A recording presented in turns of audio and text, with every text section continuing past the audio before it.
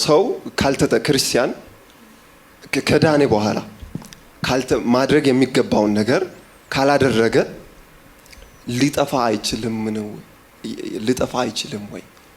እንግዲህ ከዚህ ሁሉ እንግዲህ እንዳየነው ከሆነ ድኗል። ከዳኔ በኋላ ግን ያንን የዳነውን እምነቱን ደግሞ ከካደ ሊጠፋ አይችልም ወይ? እሱ ሰው ከዳነ በኋላ የምንለው መቼ ነው? ካመነ ማለት እኮ ካመነ በኋላ የምንለው መቼ ነው? ምን ሲያደርግ ነው? በክርስቶስ መሆን ነው። ምንድነው? እኔ አንዳንድ ጊዜ መዳን ልክ ነው፣ ቅጽበታዊ አሁን ገጽታ አለው፣ ግን መጠናቀቂያ ስላለው ከመጠናቀቂያው በኋላ ይመስለኛል ሙሉ ለሙሉ የምናውቀው።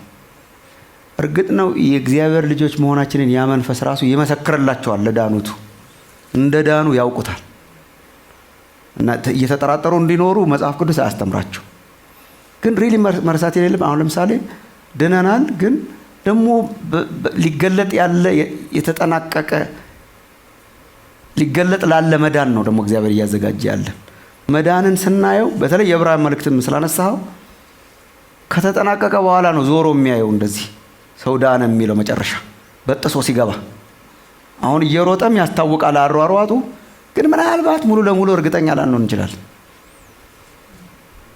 ማለት ለብሷል እኮ ማሊያውን ለብሷል፣ እየሮጠ ነው ምናምን፣ ጨርስና ነገር አለው ነው የሚለው ዕብራውያን መልእክት ጸሐፊ ሲጠናቀቅ ሲገባ። ስለዚህ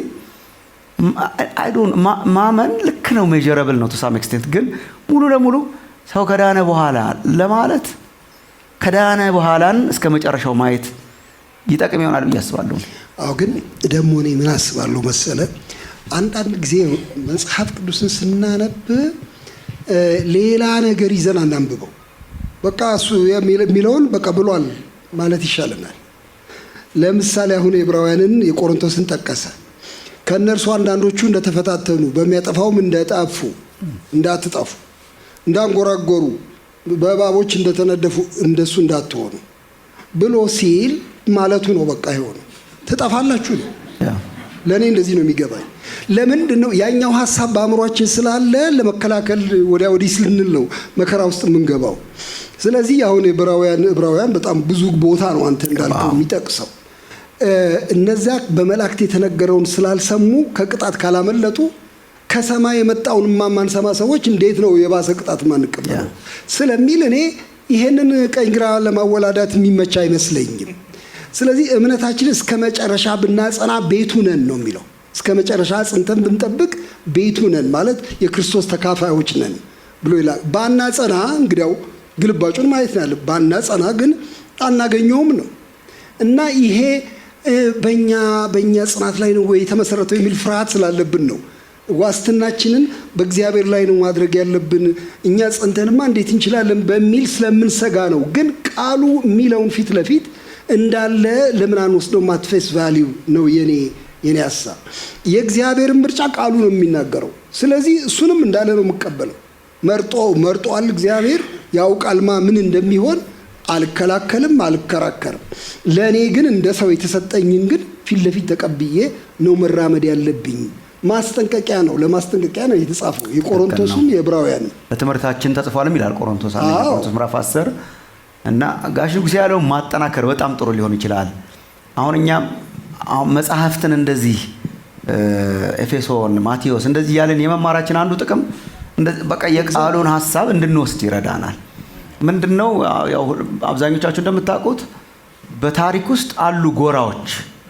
የዚህኛው ጎራ መሆን ወይ የዛኛው ጎራ መሆን፣ የካልቪኒስት ጎራ መሆን፣ የአርሜኒያን ጎራ መሆን፣ የእንትን ጎራ መሆን። እነሱን ይዘን መጽሐፉን ካነበብነው በጣም እንቸገራለን። የያዝነውን ጎራ ትክክል እንደሆነ ለማድረግ ራሱ አንዳንድ ጊዜ የመጽሐፍ ቅዱስ ክፍሎችን መከራ እናባላቸዋለን እንዲልልን ማለት ነው።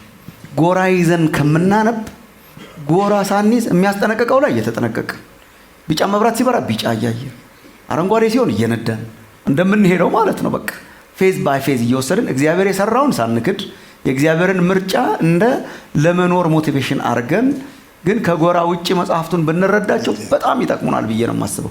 ሲስተማታይዝድ ሲሆን አንዳንድ ጊዜ ይቸግረናል። ከጎራው የተነሳ የሚል ነው። ማናውቃቸውን ደግሞ አናውቃቸው፣ እሱ እንደተጠበቀ ሆኖ ማለት ነው።